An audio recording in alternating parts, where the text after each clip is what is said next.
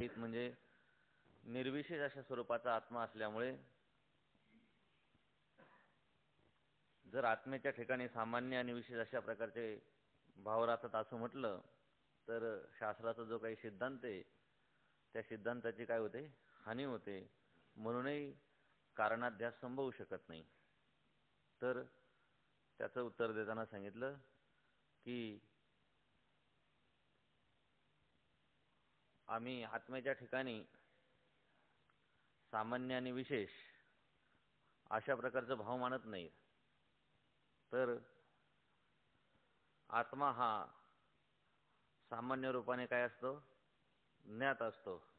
अज्ञानी पुरुषाच्या दृष्टीने मी आहे असं आत्म्याचं आस्ती रूपाने ज्ञान असतं. परंतु आत्म्याचं जे काही विशेष रूपाने म्हणजे आत्मा हा ज्ञानरूप आहे, आत्मा हा आनंद रूप आहे, कुटस्थ रूप आहे, नित्यमुक्तादी रूप आहे, अशा प्रकारचं जे काही ज्ञान आहे आत्म्याचं, त्या आत्म्याचं ज्ञान नसतं अज्ञानी जीवांना. म्हणून आत्म्याचं जे सामान्य रूपाने त्यांच्या ठिकाणी काय असतं, ज्ञान असतं. मी आहे या रूपाने, अस्ति रूपाने ज्ञात असतो आत्मा. आणि विशेष रूपाने तो कसा असतो, अज्ञात असतो. आणि त्यामुळे बंधाचा अध्यास घडणं संभवनीय नाही. आणि तुम्ही जे म्हटलं होतं की आत्मा हा सामान्य विशेष भाव निर्विशेष आहे, अशा प्रकारचा जो श्रुतीचा सिद्धांत आहे त्याचीही कुठल्या प्रकारे हानी होत नाही. इथपर्यंत झालं होतं आपलं. पुढे कर्माने मोक्षाचा असंभव आणि ज्ञानाने मोक्षाची सिद्धी. अगोदर पूर्व पक्षाचं म्हणणं सांगतात, मुमुक्षुने निषिद्ध व काम्य कर्माचा परित्याग करून नित्य नैमित्तिक आणि प्रायश्चित्त कर्मे करावीत. कारण निषिद्ध व काम्य कर्माच्या अभावामुळे नीच लोक उत्तम लोक प्राप्ती होणार नाही. नित्य नैमित्तिक कर्म न केल्याने जे पाप होईल ते ती कर्मे केल्याने होणार नाही. शिवाय या जन्मातील किंवा पूर्वजन्मातील पापाचा असाधारण व साधारण प्रायश्चित्ताने नाश होतो. आणि पूर्वजन्मी केलेल्या काम्य कर्माचे फलेच्छाच्या अभावामुळे फल होत नाही. म्हणून मुमुक्षु ज्ञाना वाचून केवळ कर्माने जन्माभावरूपी मोक्ष होतो, असे पूर्वपक्षाचे म्हणणे आहे. पूर्वपक्षाने सांगितलं होतं की ज्ञानाने मोक्ष प्राप्त होत नाही. कारण ज्ञानाने जी वस्तू मिथ्या आहे तिचा नाश होतो, सत्य वस्तूचा नाश होत नाही. आणि मग बंध कसा ठरला गेला, सत्य ठरला गेला. आणि बंध जर सत्य ठरला तर त्याचा ज्ञानाने नाश होणार नाही. आणि मग सत्यबंधाचा नाश करायचा असेल तर तो कशाने केला पाहिजे, वेद बोधित कर्माने केला पाहिजे. आणि मग ती कर्म कोणकोणती आहेत ते पण आपण बघितलं होतं की वेदामध्ये नित्य नैमित्तिक, काम्य, प्रायश्चित्त आणि निषिद्ध अशी 4 प्रकारची कर्म सांगितली होती. तर यापैकी साधकांनी कोणती कर्म करायची, नित्य नैमित्तिक कर्म करायची. का कर्म करायची नित्य नैमित्तिक साधकांनी, कारण नित्य नैमित्तिक कर्म नाही केली तर त्याच्यापासून पापाची उत्पत्ती होईल. आणि पाप लागू नये म्हणून नित्य नैमित्तिक कर्म करायचे. नित्य नैमित्तिक कर्माला कुठल्याही प्रकारचं फल नाही असं पूर्वपक्षाचं म्हणणं आहे. आणि म्हणून साधकाने नित्य नैमित्तिक कर्म करायची. त्यानं काम्यकर्म करू नये. काम्यकर्म का करू नये, कारण काम्यकर्मापासून जे काही त्याचं फल आहे त्या फलाची प्राप्ती त्याला होईल आणि त्याच्या भोगासाठी पुन्हा त्याला जन्माला यावं लागेल. आणि साधकाला तर काय पाहिजे, जन्माभावरूपी मोक्ष पाहिजे, जन्म नको आहे पुन्हा. म्हणून त्यानं काय करायचं, काम्यकर्म करायचं नाही. नित्य नैमित्तिक कर्म करत असताना जर काही चुकून प्रमाद घडला, चूक घडली, दोष घडला तर त्याच्यासाठी कोणतं कर्म करायचं, प्रायश्चित्त कर्म करायचं. निषिद्ध कर्म करायचंच नाही. आणि अशा प्रकारे जर साधकाने कर्म केलं तर काय होईल? साधकाला मोक्ष प्राप्त होईल. म्हटले साधकाला मोक्ष कसा प्राप्त होईल? त्याच्या संचित कर्माचं काय? तर त्यांनी सांगितलं संचित कर्माचा जो काही काम्य कर्माचा साठा आहे तो केवळ इच्छेच्या अभावानेच त्याचा काय होतो? नाश होतो. त्यानं सांगितलं मला या कर्माचं फल नको, इच्छेचा अभाव झाला त्याच्या ठिकाणी, म्हणजे काम्य कर्माच्या पुण्यफलाचा काय झाला? नाश झाला. मग काम्य कर्मामध्ये निषिद्ध कर्म आहे त्याचं काय करायचं म्हटले? त्याच्यासाठी प्रायश्चित्त करायचं. कोणतं प्रायश्चित्त करायचं? काय म्हणतात त्याला? साधारण प्रायश्चित्त करायचं. निषिद्ध कर्म जर घडलं हे आपल्याला माहीत असेल तर त्या निषिद्ध कर्मासाठी त्या प्रकारचं जे काही असाधारण प्रायश्चित्त सांगितले ते करायचं. पण संचित कर्मामध्ये असणारं जे निषिद्ध कर्माचा साठा आहे त्याचा नाश करण्यासाठी कोणतं प्रायश्चित्त करायचं? साधारण प्रायश्चित्त सांगितलं होतं. आणि ते दोन प्रकाराने करण्याचं सांगितलं होतं. पहिलं सांगितलं होतं गंगा स्नानादी. पण गंगा स्नानादी करणं हे सर्वांना शक्य नाही. म्हणून काय करायचं? ईश्वर नामस्मरण हे सर्वात चांगलं काय आहे? साधन आहे. आणि त्याच्या योगाने काय होतं?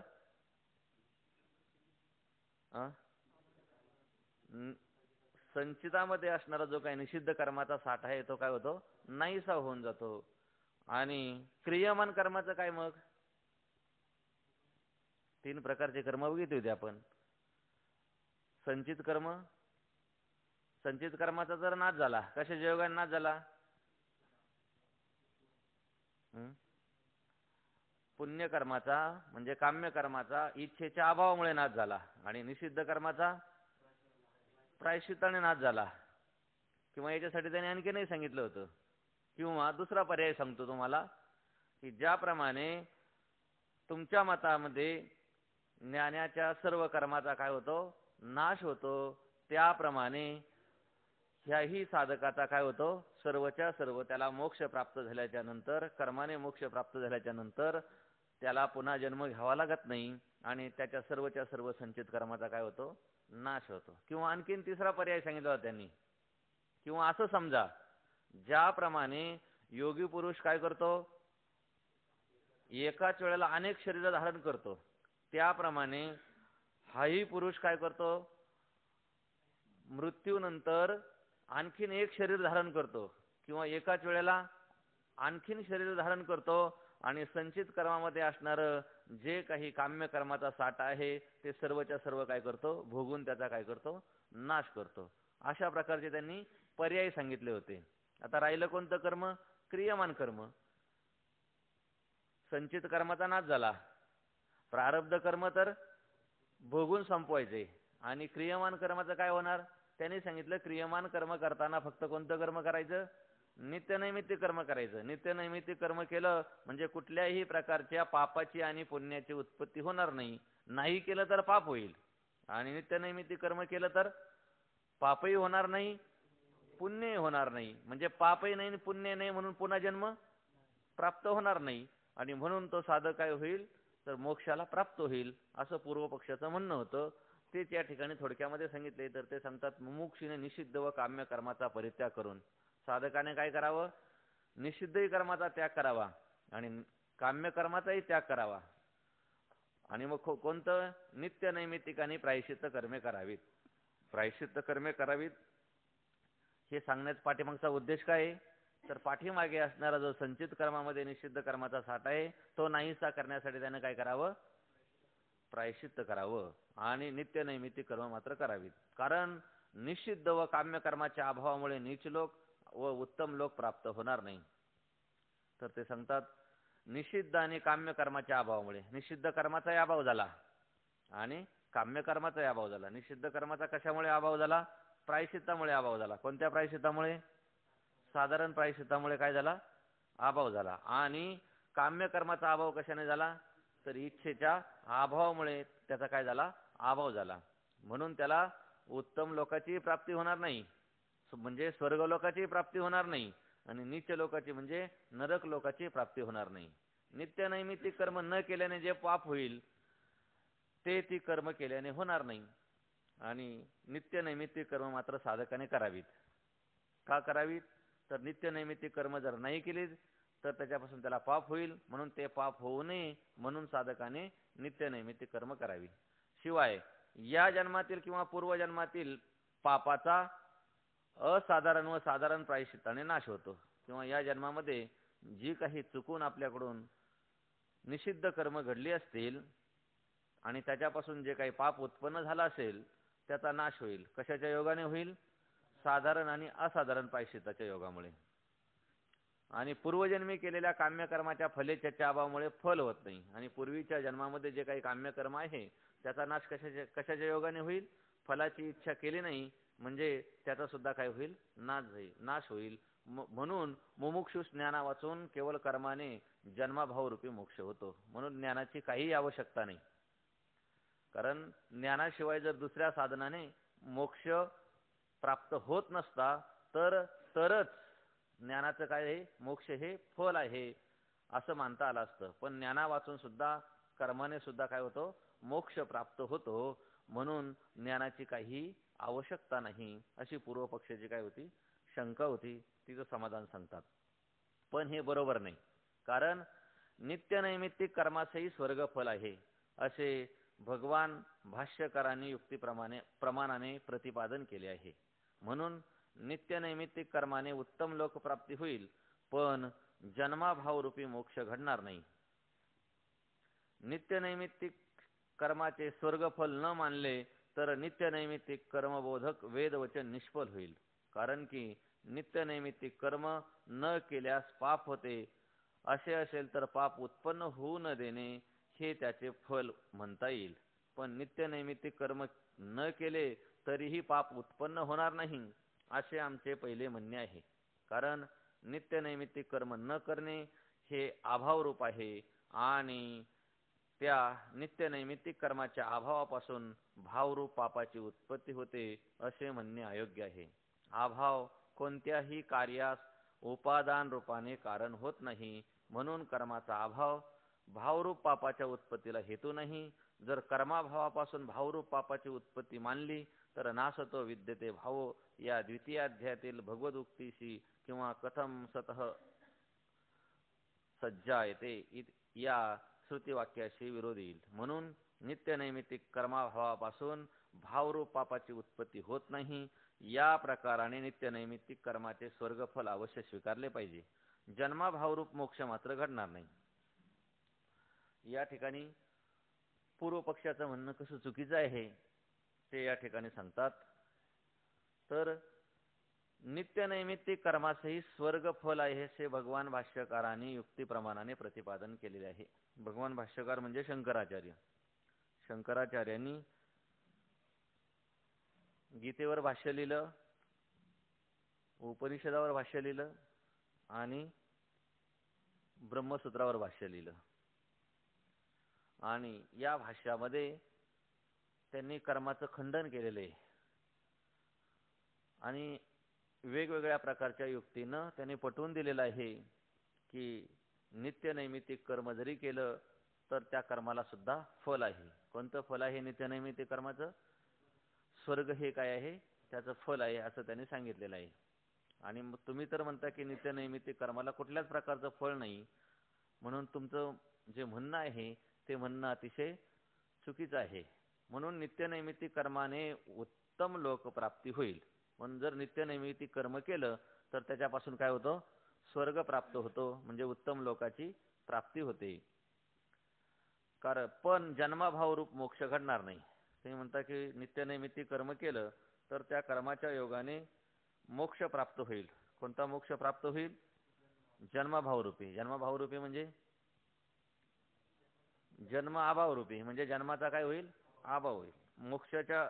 मोक्ष त्यालाच म्हणतात की पुन्हा जन्मही नाही आणि पुन्हा मरणही नाही. म्हणजे जन्म मरणातून कायमची सुटका. मोक्ष शब्द कसा तयार झाला? मुच्य जाते माहिती आहे का तुम्हाला? 6व्या गाण्यामध्ये मुंचती म्हणजे सोडणे. त्याच्यापासून मोक्ष हा शब्द तयार झालेला आहे म्हणजे सुटणे. कशातून सुटणे? जन्म मरणातून कायमची सुटका होणे. मनुष्य हा जन्म मरणाच्या फेऱ्यामध्ये सापडला आणि जन्म मरणाच्या फेऱ्यामध्ये सापडल्यामुळे त्याला काय करावे लागतात? अनंत प्रकारचे दुःख भोगावे लागतात. वास्तविक पाहिलं तर हा सुखरूप अशा स्वरूपाचा आहे, नाही का? परब्रह्म स्वरूप आहे, आनंद रूप आहे, नित्यमुक्त स्वरूप आहे. असा असताना सुद्धा या जन्ममरणाच्या चक्रामध्ये सापडल्यामुळे त्याला वेगवेगळ्या प्रकारचे दुःख भोगावे लागतात. आणि म्हणून पुन्हा जन्मच नको. आता हा जन्म झाला, याच्यानंतर पुन्हा जन्माची समाप्ती. आता हा शेवटचा जन्म. येण्याची शरीरे शरीरा येणे सरे. आणि म्हणून मुमुक्षुला जन्मभावरूपी मोक्ष पाहिजे. तर तो जन्मभावरूपी मोक्ष केवळ कर्माने प्राप्त होणार नाही. मग तो कशाने प्राप्त होईल? ज्ञानानेच प्राप्त होईल. म्हणून तुम्ही जे सांगता की कर्माने मोक्षाची प्राप्ती होते, हे तुमचं म्हणणं बरोबर नाही. आणि पुन्हा तुम्ही काय सांगता की नित्य नैमित्तिक कर्माला कुठल्याही प्रकारचं फल नाही. हेही म्हणणं तुमचं कसं आहे? अतिशय चुकीचं आहे. कारण नित्य नैमित्तिक कर्माचे स्वर्ग फल न मानले तर नित्य नैमित्तिक कर्मबोधक वेद वचन निष्फल होईल. जर नित्य नैमित्तिक कर्माला कुठल्याही प्रकारचं फल नाही असं जर नाही मानलं तर वेदामध्ये जी काही नित्य नैमित्तिक कर्मबोधक वेद वचने आहेत ती काय होतील? निष्फळ होतील. वेदामध्ये सांगितले की दररोज काय करावी? संध्या करावी. अहरह संध्याम उपासित असं वेदाचं वचन आहे. मग ते जे वेदाचं वचन आहे ते कसं होईल? निष्फळ होईल. कारण त्याला कुठल्याही प्रकारचं फल नाही. तुम्ही तर सांगता की नित्य नैमित्तिक कर्माला कुठल्याही प्रकारचं फल नाही. आणि कुठल्याही प्रकारचं जर फल नसेल तर हे वेद वचनच कसं होईल? निष्फल होईल. आणि वेद वचन निष्फल होणं ही गोष्ट तुलाही काही नाही, मान्य नाहीये. का निष्फल होईल? तर ते सांगतात कारण की नित्य नैमित्तिक कर्म न केल्यास पाप होते. असे असेल तर पाप उत्पन्न होऊ न देणे हे त्याचे फल म्हणता येईल. नित्य नैमित्तिक कर्म नाही केलं तर त्याच्यापासून काय होतं? पाप उत्पन्न होतं. मग पाप उत्पन्न होणे हे सुद्धा काय आहे? फलच आहे. आणि नित्य नैमित्तिक कर्म केलं तर पाप उत्पन्न होत नाही. पाप उत्पन्न होत नाही म्हणजे हे सुद्धा काय झालं? त्याचं फलच झालं. म्हणजे पाप उत्पन्न होऊ न देणे हे सुद्धा काय नित्य नैमित्तिक कर्माचं काय आहे? फल आहे. पण एवढंच फल आहे असं नाही. पाप उत्पन्न हे तर तुला पण मान्य आहे, नाही का? तुझं पण म्हणणं आहे की नित्य नैमित्तिक कर्म नाही केलं तर त्याच्यापासून काय होतं? पाप उत्पन्न होतं. आणि नित्य नैमित्तिक कर्म केलं तर त्याच्यापासून कशासाठी करायचं? का पाप उत्पन्न होऊ नये एवढ्यासाठीच काय करायचं? नित्य नैमित्तिक कर्म करायचं. पण एवढंच त्याचं फल आहे असं नाही. पण नित्य नैमित्तिक कर्म न केले तरीही पाप उत्पन्न होणार नाही असे आमचे पहिले म्हणणे आहे. आम्ही तर असं म्हणतो नित्य नैमित्तिक कर्म नाही केलं तर पाप लागतं. आणि पाप उत्पन्न होऊ न देणं हे काय आहे? नित्य नैमित्तिक कर्माचं फल आहे. पण एवढंच फल आहे असं नाही. पण आम्ही याच्या पुढे जाऊन सांगतो की नित्य नैमित्तिक कर्म केलं नाही तरी सुद्धा पापाची उत्पत्ती होणार नाही. तू जे म्हणतोस की नित्य नैमित्तिक कर्म नाही केलं तर त्याच्यापासून काय होती? पापाची उत्पत्ती होती. पण नित्य नैमित्तिक कर्म नाही केलं तरी सुद्धा त्याच्यापासून पापाची उत्पत्ती होणार नाही. का होणार नाही? कारण नित्य नैमित्तिक कर्म न करणे हे अभाव रूप आहे. आणि त्या नित्य नैमित्तिक कर्माच्या अभावापासून भावरूप पापाची उत्पत्ती होते असे म्हणणे अयोग्य आहे. नित्य नैमित्तिक कर्म न करणे म्हणजे काय झालं? त्या ठिकाणी अभाव झाला. कशाचा अभाव झाला? कर्माचा अभाव झाला. नित्य नैमित्तिक कर्म न करणे म्हणजे त्या ठिकाणी कर्माचा अभाव झाला. आणि पापाची उत्पत्ती झाली म्हणजे काय झालं? भाव झाला. पाप उत्पन्न झाला हा काय झाला? भाव झाला. अभाव म्हणजे नसणे आणि भाव म्हणजे असणे. मग पापाची उत्पत्ती होते हे भावरूप झालं. मग अभावरूप कर्मापासून भावरूप पापाची उत्पत्ती होईल का? होणारच नाही. अभावापासून भावाची कधीही उत्पत्ती होत नाही. म्हणून ते सांगतात नित्य नैमित्तिक कर्म न करणं हे अभाव रूप आहे. आणि नित्य नैमित्तिक कर्माच्या अभावापासून काय होतं? भावरूप पापाची उत्पत्ती होते. असं म्हणणं काय आहे? चुकीचं आहे. कारण अभावापासून कधीही भावाची उत्पत्ती होत नाही. तर आणखीन सांगतात यासाठी कारण अभाव कोणत्याही कार्यास उपादान रूपाने कारण होत नाही. जो अभाव आहे हा अभाव हा कोणत्याही कार्याला काय होत नाही, उपादान रूपाने कारण होत नाही. उपादान म्हणजे काय? ज्याचा कार्यामध्ये प्रवेश असतो आणि ज्याच्या वाचून कार्याची उत्पत्ती होत नाही त्याला काय म्हटलं जातं? उपादान म्हणतात. आणखीनही उपादानाची व्याख्या आलेली आहे.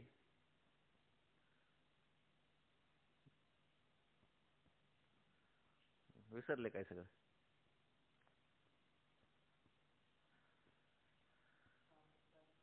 हा,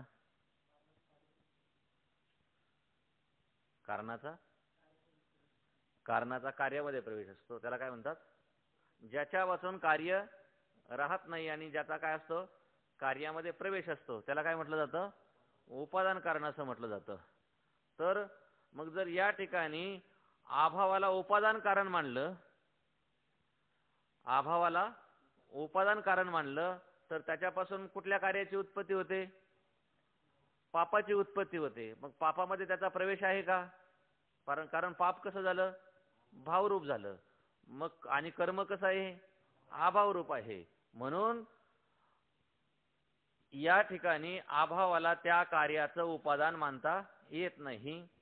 कारण शास्त्राचा असा सिद्धांत आहे की अभाव हा कोणाचंही उपादान कारण होत नाही. कारण अभावापासून कार्याची उत्पत्ती होईलच कशी? अभाव म्हणजे नसणे आणि त्याच्यापासून कोणतंही कार्य उत्पन्न होणार नाही. म्हणून कर्माचा अभाव भावरूप पापाच्या उत्पत्तीला हेतू नाही. या ठिकाणी कर्माचा अभाव म्हणजे कोणत्या कर्माचा अभाव? नित्य नैमित्तिक कर्म न करणं हा काय झाला? कर्माचा अभाव झाला. मग त्या कर्माच्या अभावापासून भावरूप पापाची उत्पत्ती होते असं म्हणता येत नाही. भावरूप पापाच्या उत्पत्तीला तो काय होत नाही? हेतू होत नाही. जर कर्माभावापासून भावरूप पापाची उत्पत्ती मानली, कर्माचा अभाव आहे आणि त्या कर्माच्या अभावापासून भावरूप पापाची जर उत्पत्ती मानली तर ते सांगतात नासतो विद्यते भावो. गीतेमध्ये सांगितले नासतो विद्यते भावो ना भावो विद्यते सतः. असतापासून सताची उत्पत्ती होत नाही असं दुसऱ्या अध्यायामध्ये सांगितले. किंवा श्रुतीमध्ये असं सांगितले कथम असतः सत जायते. असतापासून सताची उत्पत्ती कशा प्रकारे बरे होईल? असतापासून सतची उत्पत्ती होणारच नाही. कारण असत म्हणजे ज्याचा अतिशय अभाव असतो त्याला असत म्हणतात आणि मग त्याच्यापासून सत उत्पन्न होणार नाही. असं जे श्रुतीवाक्य आहे त्या श्रुतीवाक्यालाही विरोध येईल. आणि भगवंताने दुसऱ्या अध्यायामध्ये जे नासतो विद्यते भाव सांगितले त्याच्याशी सुद्धा काही येईल, विरोध येईल. आणि म्हणून तुम्ही जे म्हणता की कर्म जर नाही केलं नित्यनैमित्तिक तर त्याच्यापासून काय होतं? पापाची उत्पत्ती होते. कर्म हे अभावरूप झालं आणि पापाची उत्पत्ती हे भावरूप झालं. आणि अभावापासून भावाची उत्पत्ती होत नाही. आणि शिवाय या स्मृती वाक्याशी आणि श्रुती वाक्याशी सुद्धा काय येतो? विरोध येतो. म्हणून नित्यनैमित्तिक कर्माभावापासून भावरूप पापाची उत्पत्ती होत नाही. म्हणून तुम्ही जे सांगता की नित्यनैमित्तिक कर्म जर नाही केलं तर त्याच्यापासून पापाची उत्पत्ती होईल, तर नित्यनैमित्तिक कर्म जरी नाही केलं तरी सुद्धा भावरूप असणारं जे पाप आहे त्या पापाची उत्पत्ती होणार नाही असं आमचं काय आहे? म्हणणं आहे. या प्रकाराने नित्यनैमित्तिक कर्माचे स्वर्गफल अवश्य स्वीकारले पाहिजे. आणि म्हणून नित्यनैमित्तिक कर्माला फल आहे. आणि ते कुठलं फल आहे? तर उत्तम फल म्हणजे स्वर्गफल आहे. त्या स्वर्गफलाचा काय करावं लागतं? स्वीकार करावा लागतो. पण जरी नित्यनैमित्तिक कर्माचं फल स्वीकारलं स्वर्ग, तरी सुद्धा जन्माभाव रूप मोक्ष मात्र घडणार नाही. या नित्य नैमित्तिक कर्मापासून तू जे म्हणतोस की जन्माभाव रूपी मोक्ष प्राप्त होतो, तो मोक्ष मात्र काय होणार नाही? तर प्राप्त होणार नाही. आता जन्माजन्मांतरीच्या काम्य कर्माचे फल इच्छेच्या अभावाने होत नाही हे बोलणे युक्त नाही. कारण कर्मबीजापासून दोन अंकुर उत्पन्न होतात. एक अंकुर तत्सदृश कर्म करण्याची वासना व दुसरा अंकुर पाप पुण्यरूप अदृष्ट. तर ते सांगतात पूर्वी अनेक जन्म झाले आणि त्या अनेक जन्मामध्ये अनेक कर्म केली. ती जी कर्म आहेत त्या कर्माचा जरी नाश झाला तरी सुद्धा ती कर्म संस्कार रूपाने सूक्ष्म शरीराच्या ठिकाणी राहतात. म्हणून ते जे कर्माचं बीज आहे बीज रूपाने राहतात. जसं एवढा मोठा वडाचा वृक्ष आणि तो वडाचा वृक्ष कशामध्ये सामावला जातो? बीजामध्ये सामावला जातो. त्याचप्रमाणे अनेक जन्मामध्ये केलेली जी काही कर्म आहेत ती सर्वच्या सर्व कर्म आणि त्या कर्मापासून त्या कर्मबीजापासून दोन प्रकारचे अंकुर निर्माण होतात. कोणत्या दोन प्रकारचे अंकुर निर्माण होतात? तर ते सांगतात, एक अंकुर तत्सदृश्य कर्म करण्याची वासना आणि दुसरा अंकुर पाप पुण्यरूप अदृष्ट. एका अंकुरापासून अदृष्ट निर्माण होतं. म्हणजे आपण कर्माचा विचार करताना पाठीमागे बघितलं, क्रियावान कर्म, प्रारब्ध कर्म आणि संचित कर्म. आता जे आपण कर्म करतो या कर्माला क्रियावान कर्म असं म्हणतात. आता जे आपण कर्मफलाचा भोग घेतो त्याला प्रारब्ध कर्म असं म्हणतात. आणि पूर्वी अनेक जन्मामध्ये जी जी काही कर्म केलेले आहेत त्या कर्माचा पाप पुण्यात्मक असणारा जो साठा आहे त्याला संचित कर्म असं म्हणतात. मग त्या संचित कर्मापासूनच काही कर्म प्रारब्धच्या रूपाने भोगण्यासाठी पुढे येत असतं. मग ते जे अदृष्ट आहे, ते जे प्रारब्ध आहे, त्या प्रारब्धाने जे काही पाप पुण्य रूप जे अदृष्ट आहे नाही का, पाप पुण्य रूप म्हणजे पापाचं फल आहे दुःख आणि पुण्याचं फल आहे सुख. म्हणजे सुखाच्या रूपाने भोगावं लागणारं पुण्यफल आणि दुःखाच्या रूपाने भोगावं लागणारं पापाचं फल त्याला अदृष्ट म्हणतात. म्हणजे आता भोगण्यासाठी जे काही आपलं अदृष्ट तयार झालेला आहे हा एक अंकुर झाला कर्माचा. पूर्वीच्या काळामध्ये केलेली जी कर्म त्या कर्माचा संचित कर्मामध्ये असणारा साठा आणि त्या साठ्यामधूनच आता प्रारब्ध रूपाने अदृष्ट रूपाने भोगण्यासाठी समोर आलेलं जे काही कर्म आहे पाप पुण्यात्मक कर्म हा काय झाला, त्या कर्माचा एक अंकुर झाला. कारण शास्त्राचा असा नियम आहे की कर्म भोगल्या वाचून कर्मामधून सुटका नाही. मग ते पापात्मक कर्म असेल, पुण्यात्मक कर्म असेल, निषिद्ध कर्म असेल, नाहीतर विहित कर्म असेल, कोणतंही कर्म करा तुम्ही, परंतु कर्माचं फल काय करावं लागतं? भोगावंच लागतं. फक्त ज्ञानी पुरुषाच्या सर्व कर्माचा काय होत असतो? नाश होतो. म्हणजे त्याला ब्रह्मज्ञान झालं.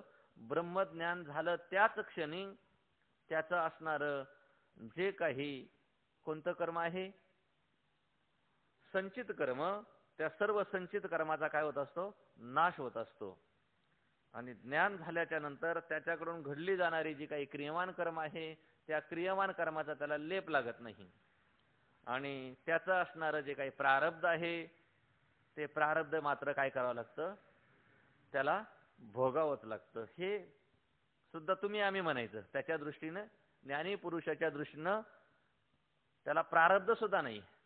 म्हणूनच नाथ महाराजांनी सांगितलं ना, संचित प्रारब्ध क्रियमान भक्ता, भक्ताला संचित कर्म पण नाही, प्रारब्ध कर्म पण नाही आणि क्रियमान कर्म पण नाही. मग त्याच्या दृष्टीने ज्ञानी पुरुषाच्या दृष्टीने त्याला प्रारब्ध भोगावं लागतं. हे असं का म्हणायचं?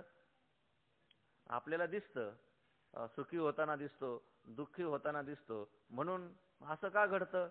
तर त्याचं प्रारब्ध दिसतं, म्हणून त्याला सुख दुःखात मग त्याला काय होतात? भोग दिसतात. पण ज्ञानी पुरुषाच्या दृष्टीनं त्याला सुखही नाही आणि त्याला दुःखही नाही.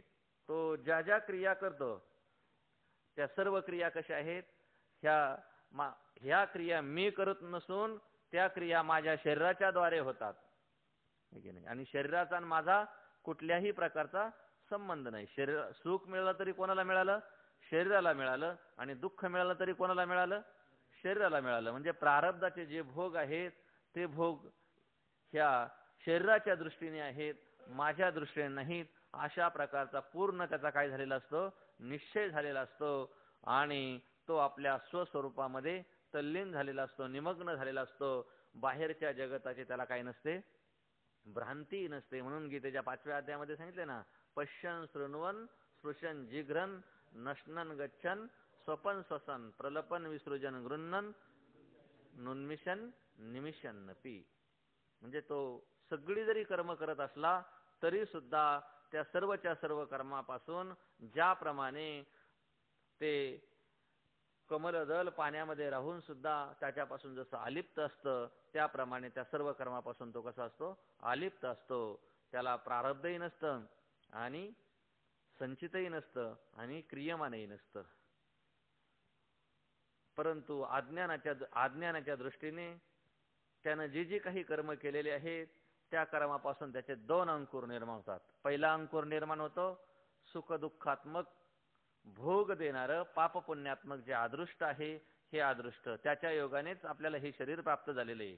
मग ते अदृष्ट फक्त एक शरीर उत्पन्न करून देण्या इतकंच असतं असाही काही नियम नाही. कदाचित ते अदृष्ट 2 शरीराचं पण असेल, कदाचित 10 शरीराचं पण असेल, कदाचित 100 शरीराचं पण असू शकेल. मग अदृष्ट रूपाने पाप पुण्यात्मक भोग देणारं जे काही प्रारब्धाचा भाग आहे त्याला काय कर्माचा काय आहे? तो एक अंकुर आहे. आणि दुसरा एक अंकुर निर्माण होतो. कोणता अंकुर निर्माण होतो म्हणतात? तत्सदृश कर्म करण्याची वासना. तत्सदृश म्हणजे पूर्वी केलेलं जे काही पाप आणि पुण्य, केलेल्या पाप पुण्याचे संस्कार होत असतात. कुठे संस्कार होत असतात? अंतकरणाच्या ठिकाणी. म्हणजे एखाद्या माणसाला जर नामस्मरण करण्याची सवय असेल तर त्याच्या ठिकाणी कसले संस्कार निर्माण होतील? नामस्मरण करण्याचे संस्कार निर्माण होतील अंतकरणाच्या ठिकाणी. आणि एखाद्याला जर शिव्या द्यायची सवय असेल तर काही माणसं नित्यनियमच असतो त्यांचा. सकाळी उठल्याबरोबर जसं आपण नित्यनियम करतो, काय ज्ञानेश्वरी वाचतो सकाळी उठल्याबरोबर, मग यांचा नित्यनियम काय? सकाळी उठल्याबरोबर शिव्या द्यायच्या. कुठपर्यंत शिव्या द्यायच्या? रात्री झोपेपर्यंत. म्हणून हे कशामुळे घडतं? संस्कारामुळं. कारण पाठीमागं जशा जशा प्रकारची कर्म केलेली आहेत. म्हणून आपल्याला जर तपासून पाहिजे असेल तर आपल्याला आपल्या 3 जन्माचा शोध लागतो. बरं का? जर आपल्याला तपासून पाहिजे असेल तर आपल्याला 3 जन्माचा शोध लागतो. या जन्माचा लागलेलाच आहे आपण कोण आहोत. याच्या पूर्वीच्या जन्माचा पण लागतो आपण कोण आहेत. आता सांगितलं सकाळी उठल्याबरोबर जर शिवाय देत असला तर समजायचं मागच्या जन्मामध्ये कोण असला पाहिजे? हा कुत्र्याच्या जन्माला आला असला पाहिजे. कोणावरही काय करतो? धावून जातो कारण नसताना सुद्धा. आणि पुढच्या जन्म सुद्धा आपल्याला कोणता प्राप्त होणार आहे हे सुद्धा आपलं अंतकरण आपल्याला सांगतं. म्हणजे आपण काय करतोय नेमकं. मग याला पुढचा जन्म आपल्याला कोणता प्राप्त होणार आहे का? होणारच नाही. खरं तर झालाच नाही पाहिजे. आता बस झालं. इथेच काय करायचं? जन्ममरणाची परंपरा खंडित करायची. पण जर आपण अंतर्मुख होऊन विचार केला तर आपलंच आपल्याला समजतं आपण पाठीमागे काय केलं आणि पुढे आपण कोणत्या गतीला प्राप्त होणार आहोत. म्हणून जे कर्म आपण करतो त्या कर्माचे अंतकरणाच्या ठिकाणी काय होत असतात? संस्कार उत्पन्न होत असतात. आणि मग त्याच कर्माचे संस्कार आणि त्या संस्कारानुरूप कर्म करण्याची काय होत असते? वासना अंतकरणामध्ये काय होत असते? निर्माण होत असते. म्हणजे एक अंकुर झाला वासनेचा आणि दुसरा अंकुर झाला पाप पुण्यात्मक अदृष्टाचा. म्हणजे पाप पुण्य आपल्याला आता भोगायचे आहे की नाही. म्हणजे पाप पुण्य भोगायचे म्हणजे सुख आणि दुःखाचे आपण जे उपभोग घेतो.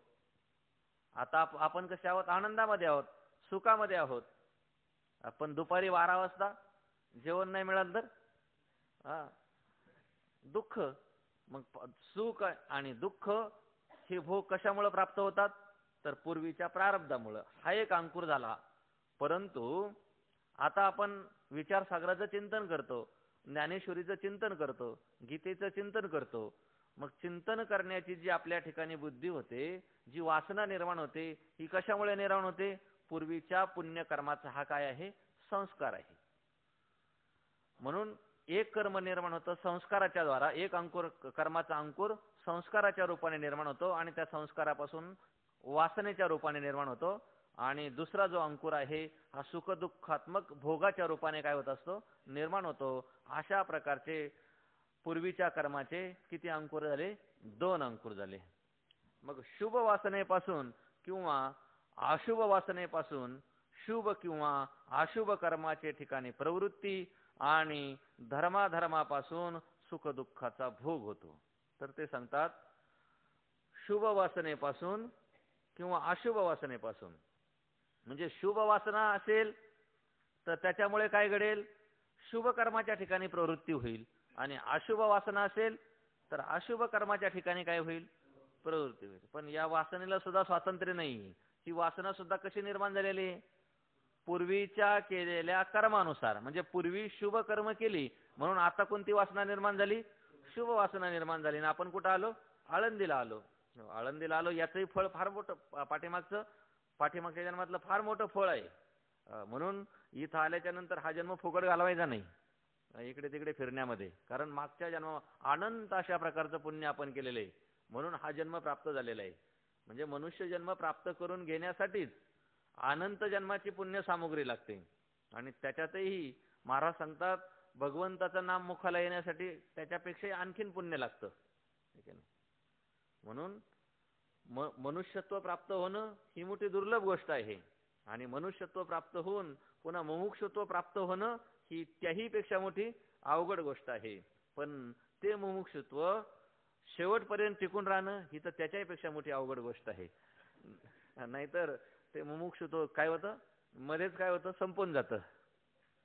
म्हणून शुभ कर्माची जे पूर्वी आपण शुभ कर्म केलं आणि त्या शुभ कर्माचं आता फल कोणत्या रूपाने? एक तर सुखात्मक भोगाच्या रूपाने समोर आलं, अदृष्टाच्या रूपाने, आणि दुसरं शुभ वासनेच्या रूपाने काय झालेलं आहे आपल्याला आता समोर आले. म्हणजे ज्या अंतःकरणाच्या ठिकाणी शुभ वासना निर्माण होतात त्या वासनेच्या रूपाने समोर येतं. आणि अशुभ कर्माचं जे फल आहे त्या अशुभ कर्माच्या फलापासून काय होतं म्हणतात? तर अशुभ अशा प्रकारचे काय होत असते? वासना निर्माण होते. आणि मग जशी वासना निर्माण होईल तशा प्रकारे त्या कर्मामध्ये प्रवृत्ती होत असते. शुभ वासना निर्माण झाली तर शुभ कर्माच्या ठिकाणी प्रवृत्ती होते आणि अशुभ वासना निर्माण झाली तर अशुभ कर्माच्या ठिकाणी काय होत असते? प्रवृत्ती होते. आणि धर्माधर्मापासून सुख दुःखाचा भोग होतो. पहिला अंकुर सांगितला शुभ वासना आणि अशुभ वासना. शुभ वासनेपासून शुभ कर्माच्या ठिकाणी प्रवृत्ती आणि अशुभ वासनेपासून अशुभ कर्माच्या ठिकाणी प्रवृत्ती. आणि हा झाला पहिला अंकुर. आता दुसरा अंकुर कोणता? पाप पुण्य रूप अदृष्ट. मग ते धर्माधर्म. धर्माधर्म म्हणजेच काय? पाप पुण्य. कारण धर्माचं फल आहे पुण्य आणि अधर्माचं फल आहे पाप. मग त्या धर्माधर्मापासून काय होतं म्हणतात? सुख दुःखाचा भोग होतो. म्हणजे धर्म कर्मापासून म्हणजे पुण्य कर्मापासून सुखाचा भोग होतो आणि पाप कर्मापासून कशाचा भोग होतो? दुःखाचा भोग होतो. त्यात अशुभ वासना अंकुर असेल तर त्याचा सत्संगादी उपायाने नाश होईल आणि शुभ वासना अंकुर असेल तर तो दृढ होईल.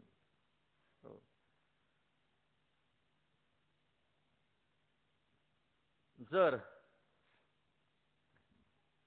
अशुभ वासना अंकुर असेल, मनुष्य स्वतंत्र कुठे? मोठा वादाचा प्रश्न आहे.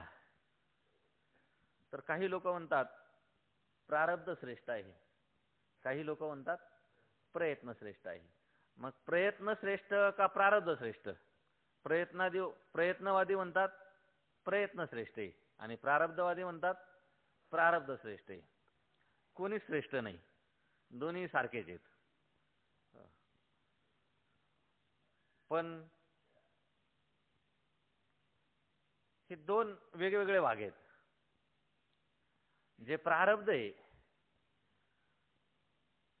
त्याच्यामध्ये मनुष्य परतंत्र आहे. म्हणजे सुखदुःखाचे जे भोग भोगायचे याच्या बाबतीमध्ये त्याला काही स्वातंत्र्य नाहीये. पूर्वीच्या कर्मामध्ये जसं कर्म केलं असेल त्यानं पूर्वीच्या जन्मामध्ये आणि ते भोगण्यासाठी समोर आलं तर पुण्यकर्म केलं असेल तर त्याला सुखाचा भोग प्राप्त होईल. होईल म्हणजे होईलच, त्याच्यामध्ये कुठल्याही प्रकारचा बदल होत नाही. प्रारब्धामध्ये कुठल्याही प्रकारचा बदल करण्यासाठी ईश्वर सुद्धा समर्थ नाही. समर्थ नाही म्हणजे समर्थ आहे पण तो करत नाही. कुठल्याही प्रकारे त्याच्यामध्ये डवळाडवळ करत नाही. तो जसं उलट तो म्हणतो जसं जसं ज्याचं ज्याचं कर्म आहे तशा तशा प्रकारचं त्याला काय मिळू दे, फळ मिळू दे. आणि त्या भगवत स्वरूपाला प्राप्त झालेले जे महात्मे आहेत ते महात्मे सुद्धाही कोणाच्या प्रारब्धामध्ये डवळाडवळ करत नाहीत. म्हणून तुकोबाराय वैकुंठाला जाताना त्याने काय सांगितलं, काय आशीर्वाद दिला लोकांना, कर्मधर्म तुम्हा असावे कल्याण. तुम्ही जसं कर्म केलं त्या त्याप्रमाणे तुम्हाला त्याच्या त्याच्या फलाचा काय होईल, लाभ होईल. तसं तसं तुमचं काय होईल, कल्याण होईल. म्हणून प्रारब्धाच्या भोगण्यामध्ये मनुष्य परतंत्र आहे. पण दुसरा जो अंकुर आहे, दुसरा कोणता अंकुर, वासनेचा अंकुर. मग शुभ वासना असेल किंवा अशुभ वासना असेल. जर अशुभ वासना असेल, अशुभ वासना आपल्या अंतःकरणामध्ये निर्माण झाली तर ती वासना नाहीशी करायची. हिच्या बाबतीमध्ये आपण स्वतंत्र आहे. किंवा शुभ वासना निर्माण झाली तर त्या शुभ वासनेचा काय करायची, वाढ करायची. याच्यामध्ये आपण काय आहे, स्वतंत्र आहे. सकाळी 4 वाजता उठलो आपण, जे उठत असेल त्यांना माहित असेल. उठल्याच्या नंतर असं वाटतं की थांबा जरा 5 मिनिट अजून काकडेला जायला वेळ आहे, एवढ्या लवकर उठून काय करायचे. मग 5 मिनिटं म्हणता म्हणता 1 तास निघून जातो तरी आपल्याला माहित पडत नाही.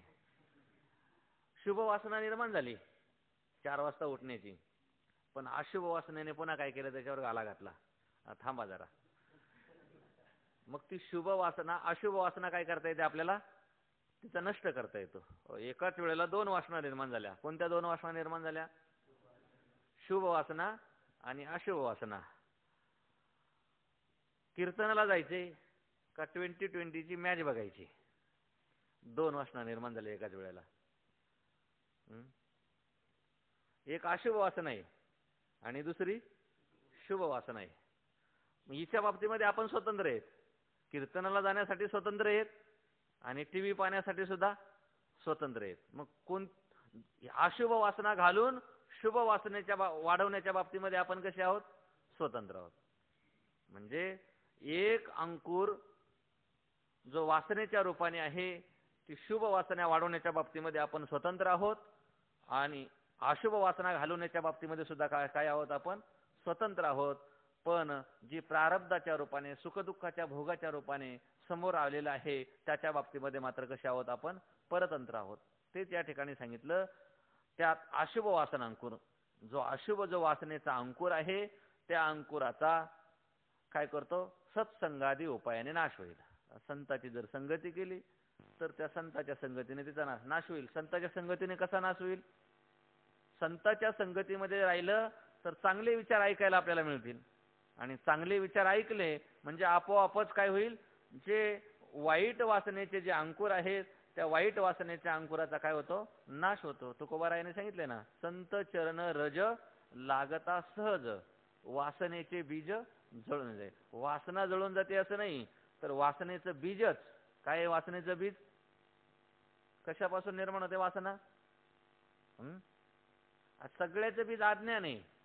मग वासनेचं बीज सुद्धा कोण आहे, अज्ञानच आहे. म्हणजे अज्ञानच काय होतं, सत्संगतीच्या योगाने नाहीच होतं.